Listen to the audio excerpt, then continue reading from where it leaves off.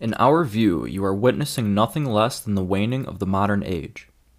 It is a development driven by ruthless but hidden logic. More than we commonly understand, the next millennium will no longer be modern. We say this not to imply that you face a savage or backward future, although that is possible, but to emphasize that the stage of history now opening will be qualitatively different from that into which you were born. Something new is coming. Just as farming societies differed in kind from hunting and gathering bands, and industrial societies differed radically from feudal or yeoman agricultural systems, so the new world to come will mark a radical departure from anything seen before. Co-authored in 1997 by James Dale Davidson and Lord William Rees-Mogg, The Sovereign Individual can best be described as a guidebook. The authors combine a deep investigation into the history of man with a careful analysis of praxeology, or the study of human action, to come to a startling conclusion. Our civilization is standing at the precipice of radical change. Those who recognize this change and take the proper actions will benefit immensely, while those who remain ignorant will suffer the consequences. The book can also be viewed as a prophecy, making bold predictions about the future of civilization, many of which have already come to pass.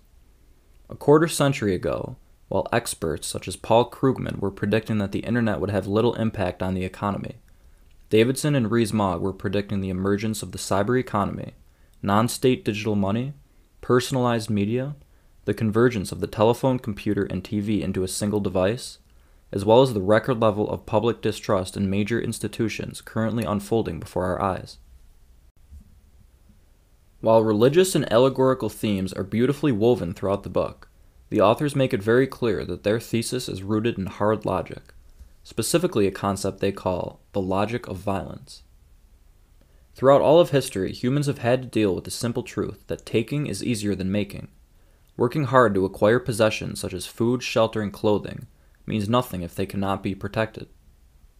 The available methods by which humans have defended themselves and their property have transformed drastically from the time of hunter-gatherers up until the present day. In the author's views, it is this transformation of the logic of violence that is at the root of all major societal change throughout history.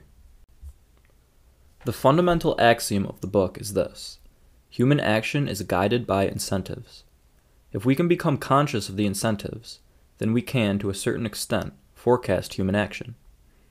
For example, dropping a $100 bill on the ground of any city in the world will produce very predictable results. Someone will quickly pick it up.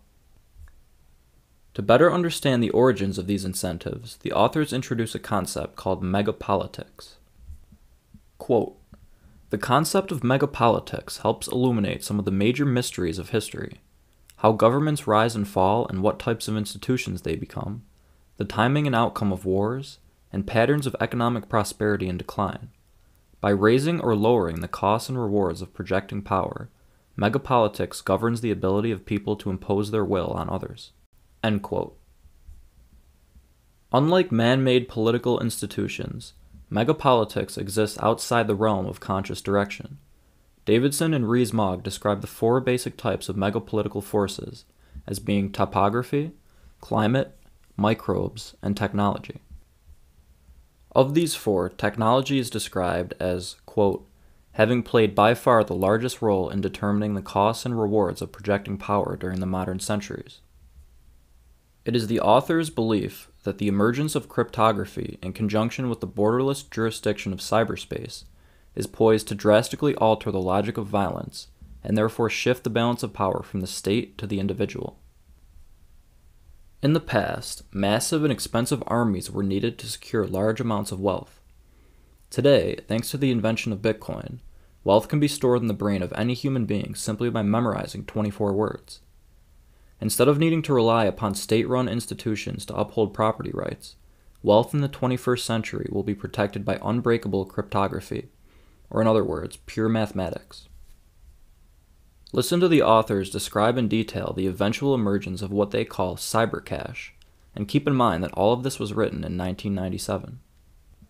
Quote, "Now the advent of the information age implies another revolution in the character of money. As cyber commerce begins, it will lead inevitably to cyber money. This new form of money will reset the odds, reducing the capacity of the world's nation-states to determine who becomes a sovereign individual. A crucial part of this change will come about because of the effect of information technology in liberating the holders of wealth from expropriation through inflation. Soon you will pay for almost any transaction over the net the same time you place it using cybercash. This new digital form of money is destined to play a pivotal role in cyber commerce. It will consist of encrypted sequences of multi-hundred-digit prime numbers. Unique, anonymous, and verifiable, this money will accommodate the largest transactions.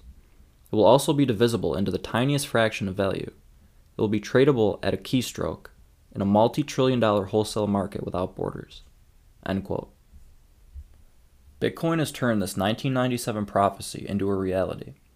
Bitcoin will be the most important tool in the arsenal of the 21st century sovereign individual. Impervious to confiscation via theft and inflation, and open to all human beings on Earth with access to the internet, the rise of Bitcoin represents the rise of the sovereign individual. Sovereignty in this context is a zero-sum game. When individuals gain sovereignty, the state necessarily loses sovereignty over them. As citizens continue to take advantage of new technological innovations, institutions will naturally struggle to reclaim power. We are not only seeing this with Bitcoin in the form of propaganda-style attacks launched by many central banks, but we are seeing it in legacy media as well. In the words of the sovereign individual, quote, "The mass media will become individualized media. No longer will you be at the mercy of Dan Rather or the BBC for the news that reaches you.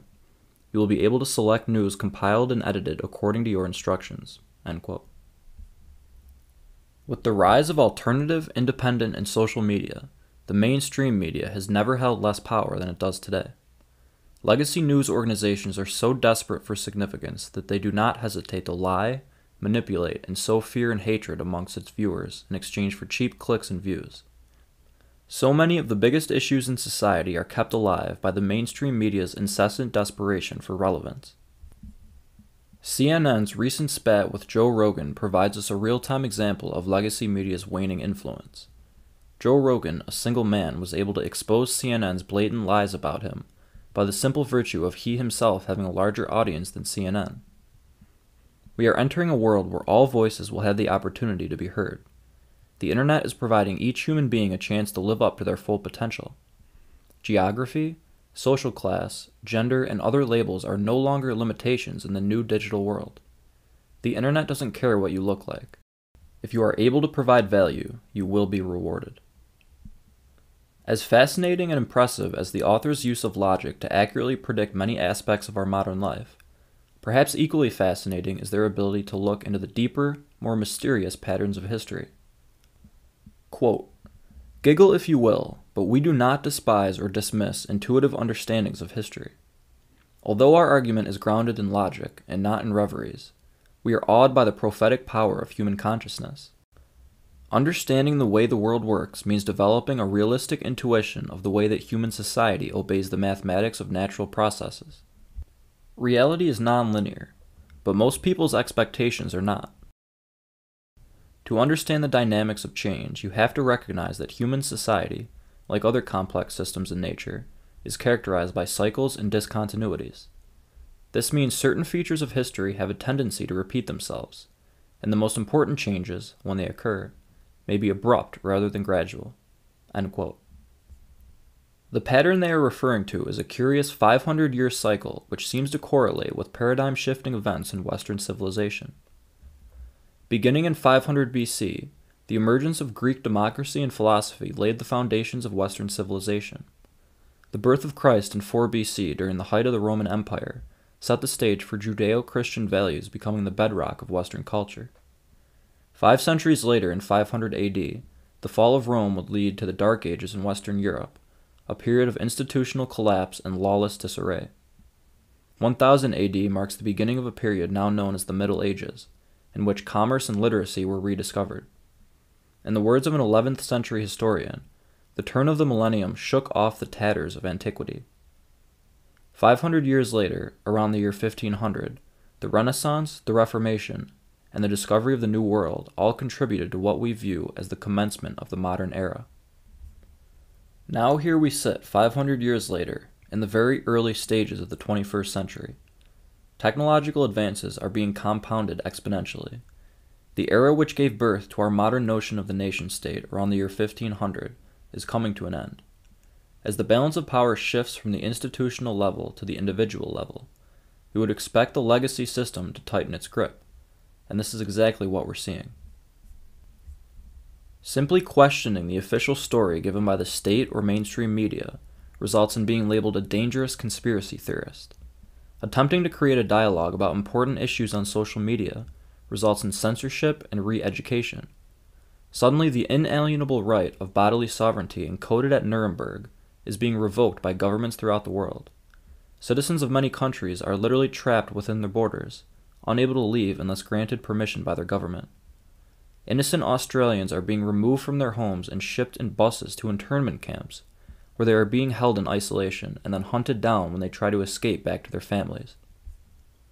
Unable to fund these operations against their citizens via transparent taxation, governments and central banks throughout the world have resorted to printing exorbitant amounts of money, resulting in the highest inflation in decades. The mainstream media tells you this is all normal. The government tells you this is all normal. The big tech monopolies tell you this is all normal. However, to anyone paying any attention at all, it is becoming abundantly clear that the emperor has no clothes. As unsettling as all this may be, it is all part of a natural process. Metamorphosis requires death and rebirth. Old institutions are dying, and the madness we are witnessing all around us is simply evidence of their accelerating decay. Just as Gutenberg's printing press broke the Catholic Church's monopoly on information 5 centuries ago, Bitcoin is poised to break the state's monopoly on money. The stage is already set. Insolvent governments will continue to print money in an effort to maintain control over their subjects. The savings of millions of responsible people throughout the world will be wiped out as the value of paper trends towards zero. Many unwitting people will go down with the ship, but for the rest of us, a bright orange lifeboat awaits.